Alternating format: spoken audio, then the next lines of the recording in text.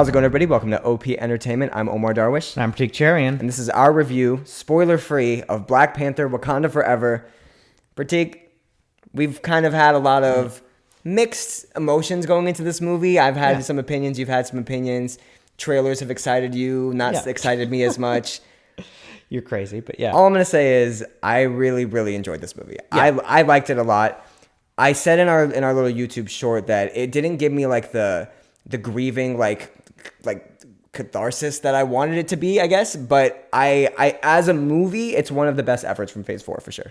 Yeah, I think I agree with that. I think that, and I can't remember if I said this off camera or in the short, but anyway, I think that this movie had a very, very difficult task in that it had to balance being a tribute to Chadwick Boseman while at the same time telling its own unique story and kind of moving past that without like diminishing the grief that is felt. And I think that in that one aspect, I think it's going to be very subjective. Sure. I think that different people will feel like the movie landed on one side or the other, or it hit that balance or it didn't. And it's one of those. It's one of the few movies, and it's one of the few aspects of movie making where I'm like, it's subjective, and that's okay. Like it's going to be different for everybody. It's almost like it's harder to grade this movie or to be critical of it but like at the same time it's like, do I want to give it that? Like I'll say this as someone who personally the death of Chadwick Boseman hit me particularly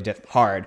When I'm thinking about this movie and the emotion that it brought up in me, it's really, really difficult for me to like factor in, like, do I grade that emotion? Like in 5 years and 10 years, am I still going to feel that emotion? And does that like diminish this movie in any way? I think this is one where like my personal score is going to end up being like a lot higher than like the score that I give it from a critic standpoint. So as someone who, like you said, the death of Chadwick Boseman affected you. It affected me, but I know it affected you like really hard. Yeah. Did you tear up? Yes. At this movie? Multiple times. There was multiple times where I felt like the movie wanted me to tear up, and it just cuts to the next scene too quickly for me, where I'm like, oh, okay, it just didn't have enough time to breathe. There are scenes later in the movie where they definitely give it time to breathe, these moments that I'm talking about. Yeah. But I just felt like it was kind of almost not too late. Like I said, it was handled like almost perfectly. Like it's the balance thing. Yeah. For me, it's like I don't think it did anything to diminish like the grief or anything, but I just feel like for me, maybe I said for me like 20 times.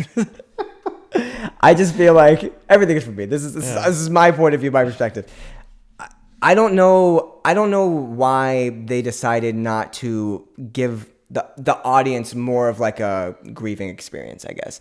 And maybe it's because some of the jokes, and they do turn one character in particular into a joke. No, they don't. We kind of disagree on this. They don't turn him into a joke as far as like Drax is a joke in like Guardians 2, but there's a character in this movie that I wanted them to handle with a little bit more respect, and they didn't. So I'll just say that. I'll leave that for the spoiler review. We'll get into that in our spoiler discussion. What did you think about just the overall acting in this? Well, 100%. What's her name? Angela Bassett needs to get some sort of recognition for this. Out of everybody, she has two speeches and scenes that are like acting with a capital A, where like the raw like power and emotion that she conveys in those scenes, like I almost like was leaning back in my seat because it was hitting me that hard. It got to the point where when other actors were on screen, I'm like, can we just get back to Angela Bassett? She's the star of this, I would say. Even though, I mean, at the very least, she may not be the center of this movie. She's the heart and soul of this movie. For sure. At the very least, it's the best performance. Speaking of heart and soul of the movie, the heart and soul of the first one was definitely Chadwick Boseman. Did you feel him not being in this hurt the narrative? No, because I think because of we belabored this point earlier, but I think just because of this movie, what this movie had in mind.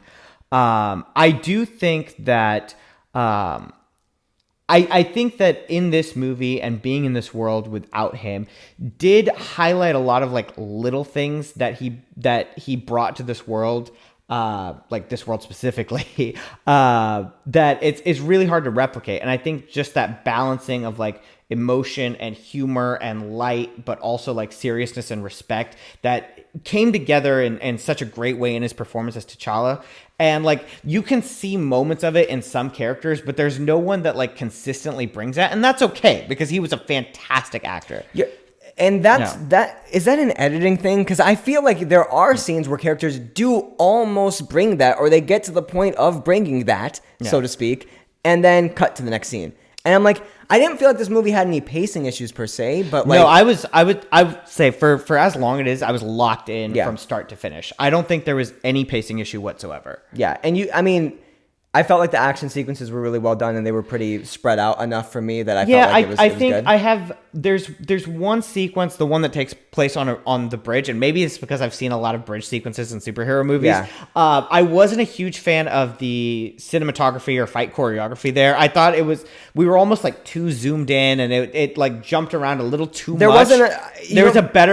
I've seen better examples of that done. You're right. You're probably right. But I just felt like there's not too much going on. It's a huge bridge, and the fight, so to speak, is like I think there in the small I contrast it more with like the Taskmaster Black Widow like bridge fight scene where completely forgot about that. It's 100% wiped away from my mind. But this is more memorable than that for sure. Just in the way that it's like that it's framed, where I thought that one was framed a little bit better, where you still get the sense of like these characters fighting, but it like we're not so like tight to it. Anyway, that is a very minor complaint. Just touching on this, just going on that a little bit. I feel like Marvel is trying to answer their green screen backlash that they've been getting with just blur the backgrounds. Did you notice that in this? A lot of scenes were like, you know what? I kind of thought that may have just been like our theater. I'll have to see it. Do you think so? I'll have to see it again because I noticed it consistently, like especially when the camera would like pan kind of quickly where it'd look a little blurry, and I'm like, I don't know whether that's our theater or if that's the movie. I really can't wait to see this again. I have questions for sure. There's some narrative stuff in here that I'm like, I don't think that needed to happen, or why does this logically make sense? But like, it's kind of what I told you walking out of the theater, where it's like, yes, like there are definitely those things, and we can have those debates, but it's the kind of thing that we love to debate about. And we had those same conversations after like Phase 1 movies and Phase 2 movies and Phase 3 movies, and this very much feels like a classic Marvel movie in that regard, as opposed to I think like a lot of the Phase 4 where we're just like, what are they doing? What's their plan? This also highlighted for me like what I don't. I love Phase 4. Out of all the people I know, I think I like Phase 4 more than most people. This highlighted that in Phase 4, a lot of these movies, most scenes are just kind of like getting to a punchline, and then once that punchline is hit, next scene. And this felt more like the scenes were there to serve purpose for the next scene. It didn't seem like the scene was there because there's one specific joke in this scene that they got to hit, and once they hit that joke, the scene's kind of irrelevant. You know what I mean? And that's a lot of Phase 4, I felt like. And I love Phase 4, I do. But a lot of Phase 4 has kind of felt weightless because of that. And this, to me, felt more like there's this, like when Shuri and Okoye are getting out of a car very early on in the movie, I'm just thinking to myself, man, this just feels real. Like this feels like real, like they're about to enter a real, like I think it's the bridge scene in the beginning, or first act. And I'm like, wow, this feels like real stakes are there. You know what I mean? And I think I think this is again like a testament to the actors, where I think so much of that like realness factor came in, and it's not so much just like, oh, the movie feels real, but it's like these feel like real characters, and these feel like real interactions, and like I feel like this is something that like these conversations and this dialogue could actually happen. Exactly. And I think a lot of that is like just the actors selling it. I really hope that this is more of so the tone we're keeping with the MCU moving forward. All right, let's talk about the villain. Let's talk about Namor. What do you think? I really liked him.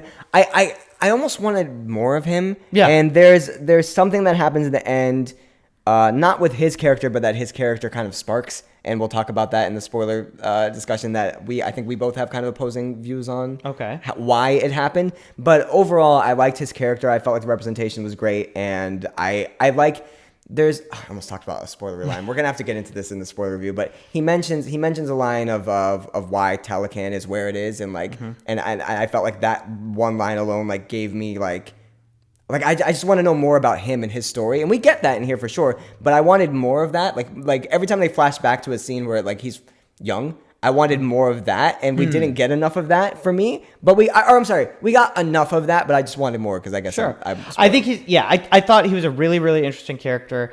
I thought that the performance was really strong. I thought that they did a really, really good job of walking the line of like anti-hero, where I can believe that this is a character that could team up with the Avengers and save the world, but also like be fighting the Avengers at the same time. Yeah, or exactly. The next day. And I think that bringing that like menace and independence to life was really, really good, and something that I don't think not just superhero stories, but I think it's really, really Black hard. Adam. no, I think it's really, really hard to tell like stories with good antiheroes that like where it's believable that they're an antihero. You're definitely right, because like I really enjoy that. You're right. He could flip sides any day, and it wouldn't be like, oh, that's such a weird turn for this character to take. Yeah. He really just feels like a character with all this power. If this human or this person has all this power, and they don't know what the right decisions are. They're just trying to make the right decisions as they go. They're always on their own side. Exactly. Yeah. And so like he doesn't seem to have like an agenda other than his own. And yeah, there you go. All right, last character I want to talk about, Riri Williams. Without spoiling anything necessarily, what'd you think? I liked her. I like that they made her feel like a real person. Like I feel like I could have gone to school with this person. Like I feel like a lot of characters they introduce to the MCU, they have like a very like strict, proper way of speaking, and they didn't give that to her necessarily. Like they gave her like a real like if she said she ad-libbed all her lines, I'd believe it. I think that the fact that she's American contrasted so much. Like it kind of reminded me that, oh yeah, we're like most of these characters are Wakandan, and this is like a different country. She feels like very American for sure, in a way that's kind of hard for me to really explain if you haven't seen the movie. She's almost the fish out of like almost a Thunderbird Ross. Is it Everett Ross? Yeah. In the first movie when he's in Wakanda, but it's like, hey, we didn't have to go get a white kid this time. Like it's literally just an American. Like that's the difference. Like, are you more or less excited for the Ironheart show now? I was really excited for Ironheart before, but I think I'm more excited now. Yeah. All right. I didn't love her suit, but I like at the same time. I said this when we found out she was going to be in this, where I was like, I wanted her like coolest suit to be in her show, and like after seeing the suits in this show, I'm like, oh yeah, her coolest suit could definitely be in her show. All right, we're good. They did enough to differentiate her from Iron Man. I felt like that's good. All right. Anything else you want to talk about before we score this thing? What? I mean, I was about to ask you about like how you feel about the end, but like without going to spoilers, because the ending, the way it ended, I didn't like how we got there, but I guess I liked how it ended. Are you talking about the ending, or are you talking about like the post credit? Not the post credit, just the ending of the. The post credit is kind of the end of the story. Yeah. But which I'll say the post credit kind of helped the ending for me for sure, sure. But before the post credit though, how did you feel about that ending? If there was no post credit, I kind of felt like. Almost felt unfinished. Yeah, I think with the exception of Shuri, I feel like they wrapped up her arc really well, and for everything else, it was more like, well, we have to show where these characters are, but we're just gonna like drop you in and take you right back out again. Yeah. I definitely felt like things could have. Yeah, it's almost like for how much certain characters have learned throughout this journey, they're almost in the same spot they were in the beginning of this movie. Me like 5. Like I feel like this movie could have taken like 5 more minutes to like wrap up. Enough arcs like in a satisfying manner. Yeah. And I just need 5 more minutes. Yeah. But that's kind of the I way wonder how much of that is that this is our last MCU movie for a while, but also Maybe. like this is also probably our last like trip to Wakanda for a while, so that was a big part of it for me too. I'm like, no, like it's that's it. Like I was like, no, like I wanted more. Luckily the post credit scene, goes more into it. So I enjoyed that. You want to score this thing? So we talk spoilers? Yeah, go for it. Why don't you go first? I'm thinking 9. My gripes with this are very minuscule. So like, and my gripes are in a way where I didn't want them to do certain things. They did it, and I'm okay with it. So that shows that the movie handled it well. So there you go. I'm gonna give it a 9. I'm gonna go with an 8. I think. Again, I think the emotion of it carries it to a 9, maybe even a 10 category for me. But I'm trying to take my personal bias out of it a little bit, and I think realistically speaking, it's an 8. I think one of the things that isn't necessarily a knock on the movie, but keeps me from like taking it up higher, is just that there's not a lot of things in this movie that are surprising. Like I think there's moments for sure. But they're undercut pretty quickly. I don't even know if there's moments that are surprising. I think there's stuff where it's like, there's nothing where it's just like, man, I didn't think they were gonna go in that direction, or I couldn't have seen this coming. Like, it's how much of that though is us like just speculating what the hell are they gonna do with this movie, for years, No, I don't even think it's necessarily like specific around this movie. I think it's just like, if you've seen movies, you kind of recognize like the beats. They're all really well done. Like, don't let that take away from it. And you're right. There's things planted that that's obviously going to lead to this. This is going to pay off this way. This is going to pay off this way. Yeah. I could have used more twists and turns, for sure. Yeah, there's not a ton of twists, but it's so well made. It's so well done. The acting is fantastic. Love the direction, love the visuals. So yeah, it's an 8 for me. Yeah. I'm thinking 9, which is crazy because I feel like you're probably higher on this movie than I am. I really feel like I need to watch it again, and do too. Yeah. Hopefully the emotions get me a little bit more. Like second time around, because movies usually run a little bit slower second time around, so maybe I'll be able to sit with some moments for longer.